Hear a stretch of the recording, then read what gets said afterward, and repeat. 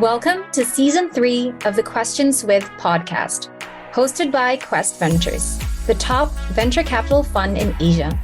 I am your host, April Vano, and through this season, I aim to uncover inspiring stories of notable entrepreneurs across Asia who have incorporated ESG values and achieving impact into their business model. Follow me on a journey of discovery as I speak to accomplished entrepreneurs from various sectors ranging from fashion to finance.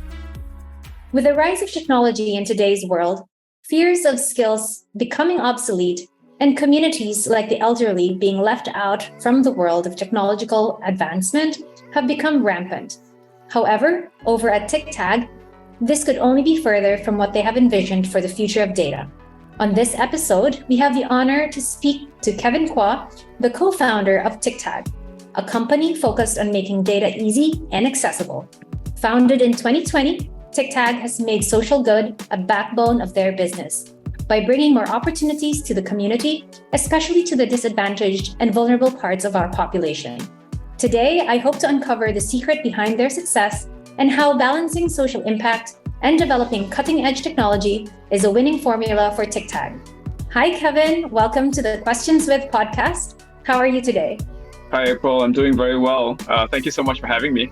Wonderful. I'm really looking forward to this conversation, Kevin. And before we start off, I do want to share with our listeners a bit of a background of who we are talking to today. So I see you actually did a double degree in law and information systems back in SMU, and also had experience in both fields upon graduation in Raja and Tan as well as Tiger.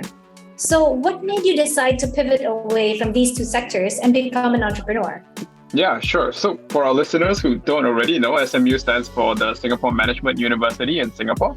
And I don't feel like I really pivoted in a sense because these two sectors, law and information systems, are really relevant in the field of any kind of entrepreneurship.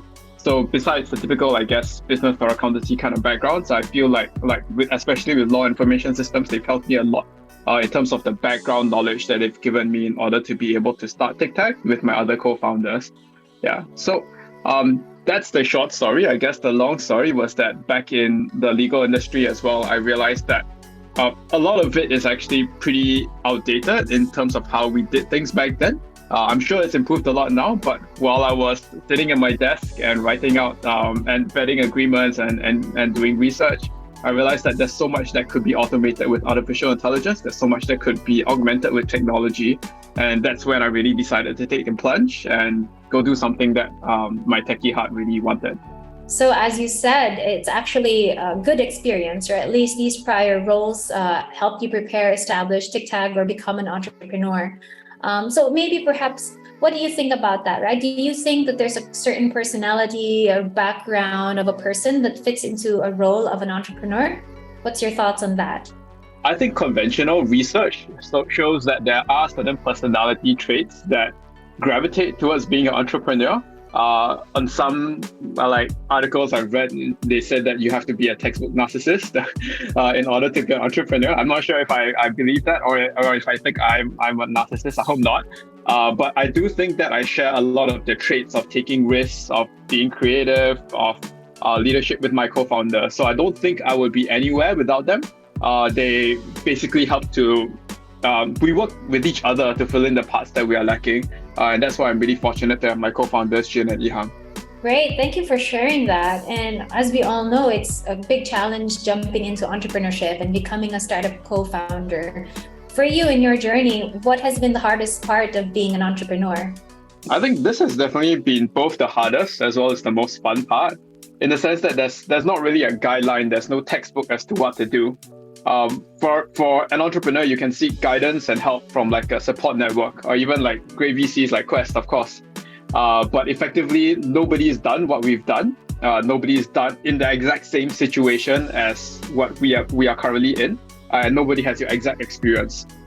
So if you fail, there's no boss to save you. There's no manager you can run to. They say, hey, I made a mistake. How do I, save myself from this? Can you back me up? Right? You are the boss. You have to take responsibility for what you do.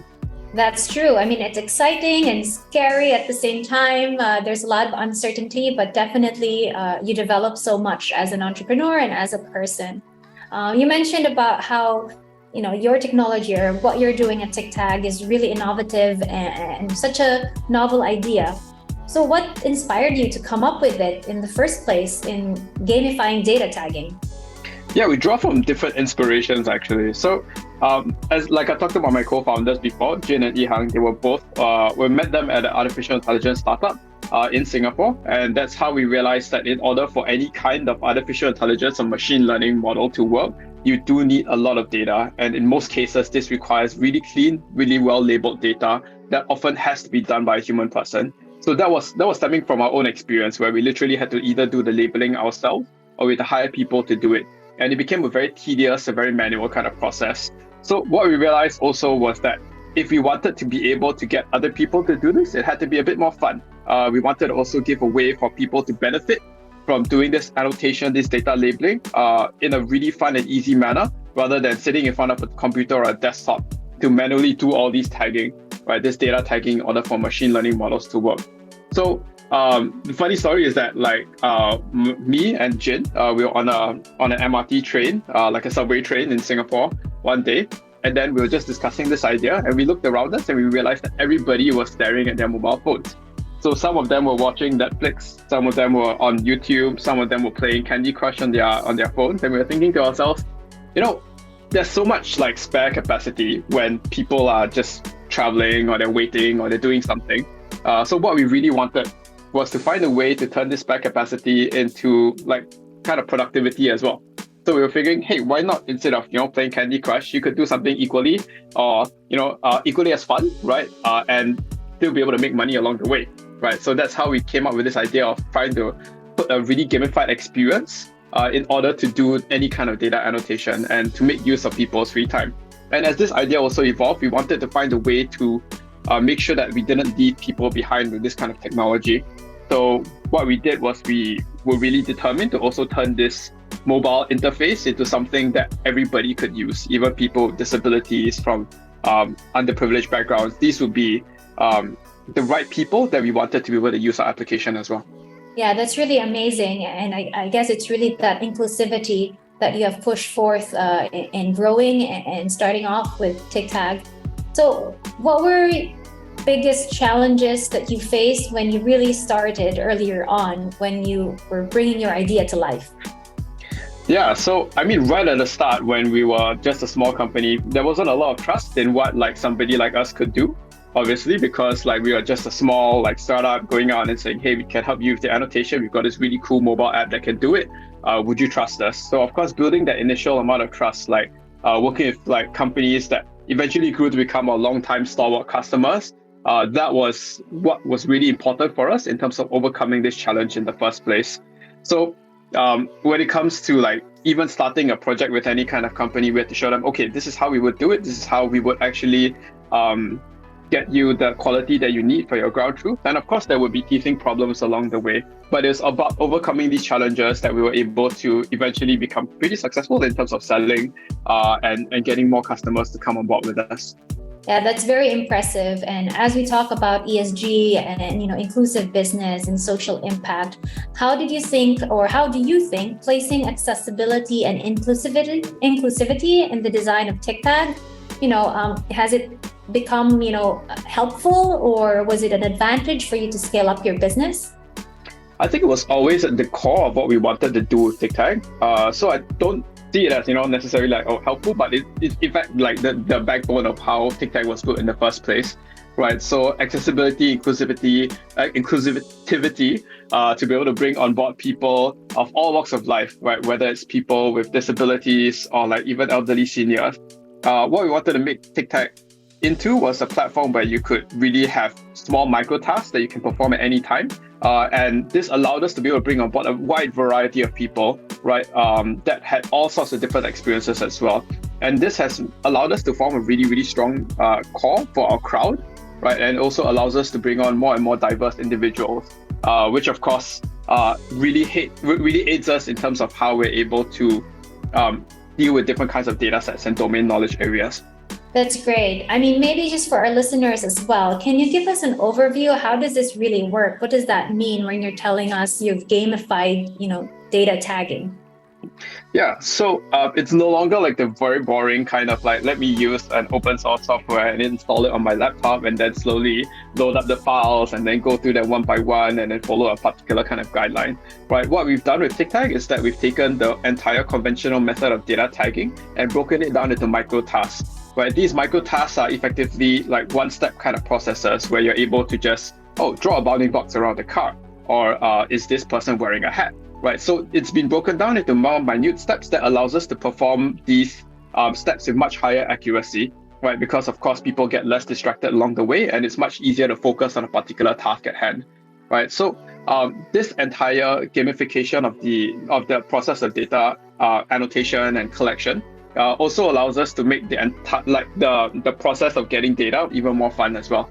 So for example, we introduced the concept of coins, right? So our taggers will be able to earn coins along the way and then actually redeem them for real world rewards, right? Which is kind of an incentive loop that's really fun to do as well. You complete these tasks and then you get a certain number of coins, and then as you collect enough, you can actually cash out for actual rewards, which is really, really interesting to me as well. And we also introduced like really cool features like badges, where as you do more and more tasks, you actually earn badges to say that you've gotten better at doing a particular kind of task. And this in fact unlocks more tasks for you, right? So we learned a lot from the kind of games that we will play on the mobile phone and on the PC and on our consoles as well. And this is why we actually included them within the platform.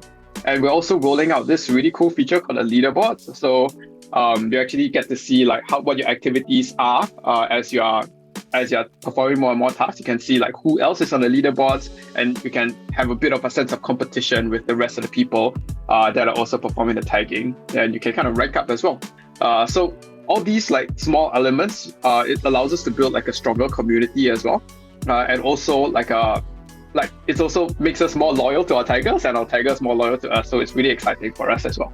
That's great. I mean, it's very interesting in terms of community building, right? With what you shared with your taggers and making them really engaged. And of course, you want them to keep on going also and being part of your platform, but maybe even ask other friends or encourage others to do the same and be part of the community. So that's really wonderful. And how do you see or envision Tictag's journey going forward? Yeah, we're actually really excited about the road ahead, because there's another like peak in terms of the interest in AI, thanks to the rise of all the generative AI, LLMs, and of course ChatGPT. And what we do envision our journey going forward would be for us to be able to fuel this rise in the second coming, right? So as more and more new models are getting developed, what we do expect is that there will be an increased demand for a lot of the new data sets as well, whether it's for specific domain areas or it's just to make sure that the reinforced human learning continues to happen for any kind of existing data sets, right? So to see whether or not, for instance, ChatGPT is giving you the right answer for something, right? That still needs some sort of reinforcement, some sort of like checks and balances performed by a human in the loop. So what we want to be able to do is to become the largest provider for all of these kinds of like data sets, or like verification of these kinds of models as well, right? So effectively, this will be a quality assurance and quality control at the most accurate degree, right? And we do intend to involve like everybody in order to do this, right? So the dream is for like every mobile phone to have the Tictag application on it, so that like any point, if we were to say, hey, could you collect like an image of a street somewhere, right, or the street that's closest to you, we will be able to get like thousands of images in a really fast amount of time. Definitely, it's really important to produce high quality, right, in terms of data sets. And can you tell me more about what it means to you, and why do you think Tictag is in this position, and why you are dedicated to catalyze this? Yeah, so I think like for us, we've always been about how we are able to find a way to use technology to give back to society, right? So that was the way that Tictag was started in the first place. It's not that we thought that, hey, this is like a side thing that we can do. No, it's really been at the core of how we built Tictag. That's why we went with a mobile platform in the first place. That's why we chose to make the entire platform a lot more seamless and gamified and easy to use, right? As opposed to any kind of traditional annotation software. Yeah. So to us, like having technology not leave anybody behind would be really at the core of what all of us in Tictag are thinking about at any point in time, right? Be able to have like people participate in building AIs of the future rather than just having AIs replace them entirely. Yeah. So true. I mean, as a startup and as a founder and a team, how do you manage to integrate this, right? The social good and technology for good while remaining sustainable and profitable as a business? How do you do that? I think it's really important that like throughout the company, everybody understands our mission. So it's not just the community team that works on this. It's well, it starts from the top, right? The founders themselves already started with this, and then of course everyone we brought on board, they understand this like within themselves as well. Everything that we do, we always keep in mind that at the end of the day, it's really about bringing technology to allow for people to participate in the future economies as well.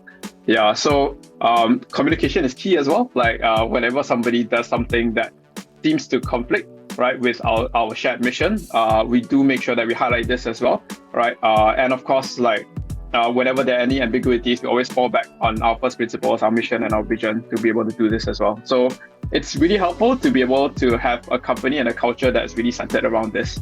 Yes, it's important that everyone is aligned with your stakeholders and your teams, and of course your community is on board with your vision.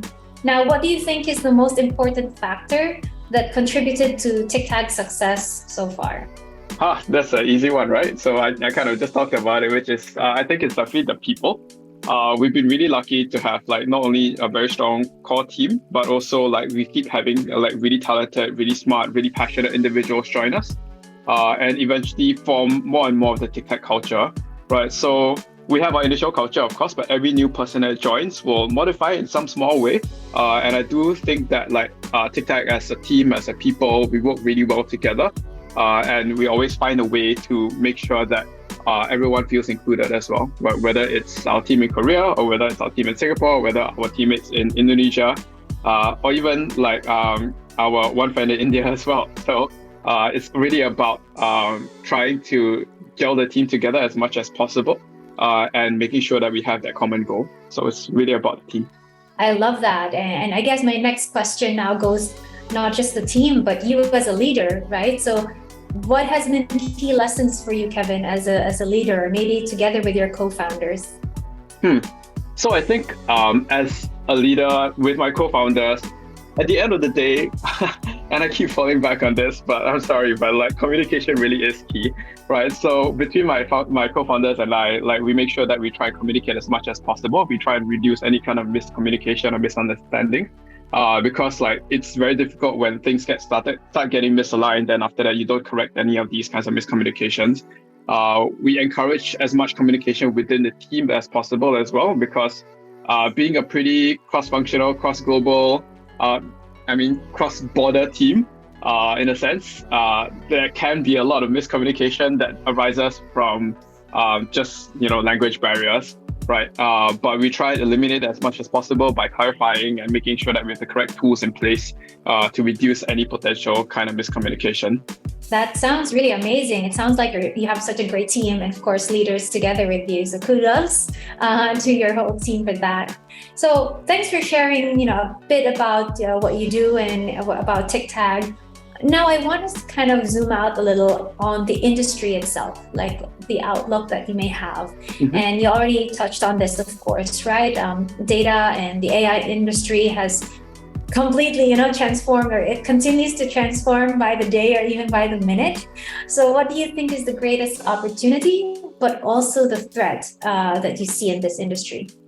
I think it's the same one. I think it's the same one. And I think anyone listening to this will probably think the same thing, right? I think generative AI and everything that they can do is really kind of paving the way in terms of how we're able to entirely change the way we work, as well as the way we generate new ideas, right?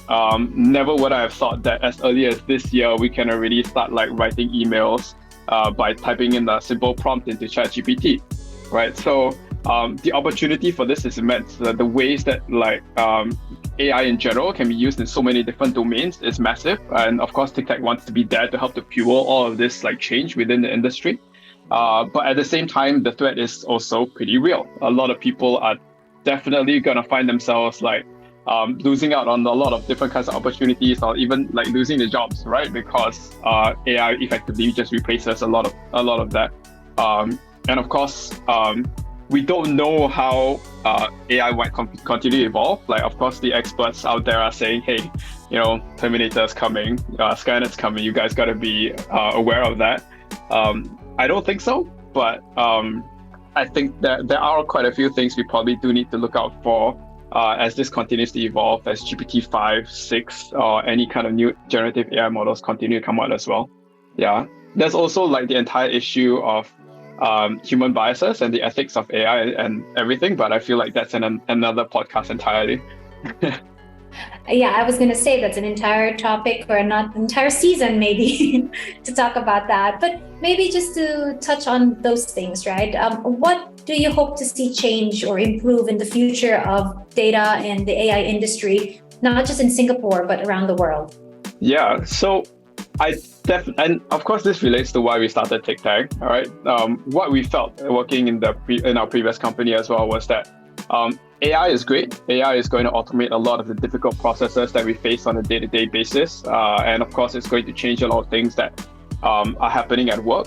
But then what we do see it doing quite a bit is automating these tasks, right? And we felt that with AI coming in more and more into like businesses, into the business world, we do see people getting worried about them losing their jobs, getting entirely replaced as well, right? So what we do want to have happen is that we want to see new opportunities being created for people, and even the people that might not be so technically inclined, right? So we want to be able to have people that might not necessarily know how to code, right? Or have any idea what goes on behind the scenes in AI, still be able to participate in this economy and kind of humanize the entire production of AI in the first place. Yeah. And that's how we want things to change, not just in Singapore, but also globally as well.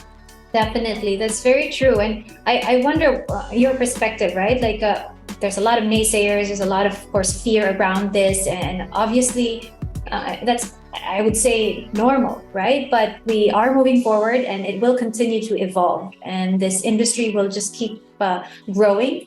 What do you think is the greatest roadblock, right, for this industry? I think the potential roadblock for the industry would be over-regulation. I definitely think that we need to keep ourselves in check in terms of like how fast we develop this and to ensure that we have the correct markers to make sure that people aren't going the wrong way. But it is at the risk of like over-regulation as well. If people just say, oh, you can't develop any more AI tools, which if people get scared enough, that might happen as well. Then we're just going to lose out because this is great technology. Just because we don't, like, not everybody fully understands it, doesn't mean that we shouldn't continue to advance it and build on it as well. Yeah, so coming from a bit of a legal background, I'm just afraid that we try to over-regulate this too quickly as well. Yeah, but just to plug it, I guess, the AI Verify Foundation is the AI Verify initiative by the Singapore government is a great way that I think we've already started thinking about this by involving the industry itself and not just, slapping on some regulations that might not be the most well-informed. Yeah. Yes, I mean, technology has disrupted industries, right? And new rules and new regulations have come up because of these disruptions. But I agree with what you just shared. And we don't know yet exactly how this will look like, but hopefully we shape it towards, I guess, the betterment of society and improving the economy and really a greater good for society at large. Now, we did come out of a also very huge crisis, a global crisis with COVID-19, and we've seen how startups and technology has become a big player or disruptor there. How do you think, it has shaped the industry and the way you also do your work? I mean, I've heard some startups say it was actually a great thing or whatnot. So what are your thoughts on that? I think COVID-19 collectively advanced our digitalization of the economy by 10 years, just because of how we needed to find ways to work with each other without actually seeing each other. But so, I mean, whether directly or indirectly, COVID-19 has really accelerated how everybody starts to use technology. Even the old folks now know how to use PayNow and PayLah in Singapore, right, to pay for their stuff. So there's also an increasing amount of trust, at least in terms of how you're able to use your digital apps and technology as well. So this has benefited us quite a bit because now we're able to onboard like more people from all walks of life instead of just your typical tech geeks or the younger generation as well. That's a really good point. And actually, my next question is, with an increasing focus on ESG, do you think that, vulnerable communities or the disadvantaged and these other people or other communities that's usually excluded in the field of tech, do you think they have a greater space in this, greater part in this space and being more tech savvy, as you mentioned? And of course, my answer has to be yes, right? Because that's what Tictag is all about. Yeah, so definitely, I think, and as I mentioned, yes, that's exactly what we're trying to do here to be able to create like a way for us to be able to connect to whether it's the disadvantaged or the vulnerable communities, to be able to have them participate in the future of AI without necessarily having to have a laptop or to have very complex software, right? And in the space that is accessible and easy to use for them as well. Yeah, so my answer is, of course, a resounding yes. And I think, in fact, if we do this the right way, they would be able to power the future of technology as well, That's amazing. And I mean, where do we see, or where do you see yourself in maybe the next 5 to 10 years? What is your vision for Tictag? I'm sure you're already a game changer right now, but yeah, how is the game looking like in 5 years or even 10 years? When it comes to the community, I want everybody to have the Tictag like app on their phones, right? So that like at any point in time, if you feel bored, like the point where I can see like people using Tictag on the phone while they're waiting in their queue and in their queue for their food and everything, that will be when I'm a bit happier, definitely. That will be an amazing time for me as well. I'll definitely celebrate that moment. And then of course, that would be and then of course on the business side, right, we want to be able to be a global player, right? Of course, we don't want to just stay purely within the region. We want to be able to reach out to our customers within the West as well, and across the globe, right, to become a major data platform where they would look to Tictag for any kind of data set they might need to train their AI machine learning models, whether it's bespoke or whether it's just a little bit more customized. Or whether it's off the shelf even, right? That's where they would come to look for any kind of data set, whether it's image, video, text, audio. That's where Tictag's going to be. That's a great aspiration, and I'm rooting for you to see that in the coming years. So, I mean, we have listeners perhaps that are aspiring entrepreneurs and look to these our guests like yourself, right, for inspiration. And maybe at this point in this, podcast, I'd like some few minutes, right, with you on this. Maybe to start off, right, like, what do you think aspiring entrepreneurs should think of, right? Like a piece of advice you can give to them as they start on their journey. Find good co-founders. I think that would be the first one. So I was really lucky because like my co-founders, we worked together before, and we know how to interact with each other. We know what we're good at. Whether one of us is really good at public speaking, or the other one is just really good at managing the team, or the other one is like the super techie, right? I think having really good co-founders that fill up for your flaws is really, really important. And then after that, through like this small team that you've already built, that's when you actually start to extend. I think I feel for my friends that are like solo founders, because I do see like they don't have anybody else to fall back on. Also, they don't have people that they can trust, which is I wouldn't say they don't have people they can trust, but like they don't have like a co-founder that is like always there to back them up as well, which I feel is a bit more difficult within the entrepreneurial life.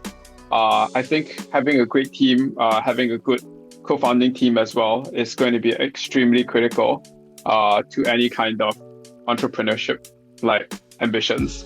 Yeah, you go back to your team, right? So obviously you start off with a team with your co-founders. I definitely understand and agree with that. Now, this is probably more on a personal level as well for you, right? What keeps you, Kevin, to do what you do? Because entrepreneurship is very difficult and there's ups and downs. So how do you cope? How do you stay motivated? What do you do? Yeah, I think I look to the future. Definitely, I do believe that we're going to be really big and we're going to continue to grow and expand. I don't want to keep saying the team, but definitely, obviously, the team keeps me motivated as well. We spur each other on, right? We talk about our plans, how we're going to move forward, how we fix problems together, right? And at the end of the day, you might be tired, you might be demotivated, but you know that at the end of the day, you're still going to be pushing forward for what you believe in, right? And of course, because we do have a social angle as well, right?